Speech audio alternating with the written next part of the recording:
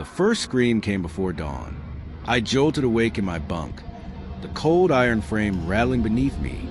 At first, I thought it was just another inmate losing it in solitary, but then the sound cut short, not like someone stopping, but like someone had their voice ripped out of them. The guards didn't move. They never did. Nights in this jail were long, but that scream, it stayed in my bones. By morning, word spread fast. The scream had come from Block D, the abandoned wing. No one had been housed there for decades. Too damp, too unstable, too haunted, the old-timers whispered. Some said the cells still held the men who never made it out. Their anger soaked into the concrete. I wanted to brush it off, but that night, I found myself staring through bars at the far wall, listening. That's when I heard it. Faint, like it was crawling through pipes. A voice, just one word, stretched long and hollow. Ron. I pressed my ear to the wall. The voice came again, clearer this time, but not alone. A chorus of whispers slithered under it. Too many to count. My blood went cold.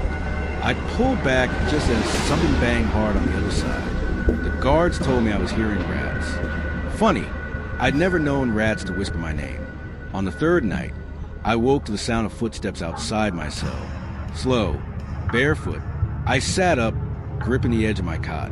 Whoever it was, they stopped right outside my door. I leaned forward, expecting to see a shadow on the bars. Nothing.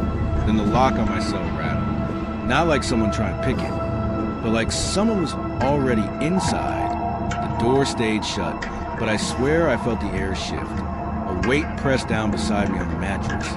Though I was alone, I didn't sleep again.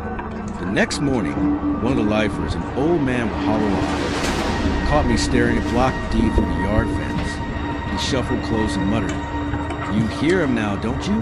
That wing never emptied. They buried men in those walls. Cement poured right over the bodies. They don't scream for freedom. They scream because they're still here." I laughed him off, but my throat was dry. That night, the storm hit, power cut out. The jail drowned in darkness.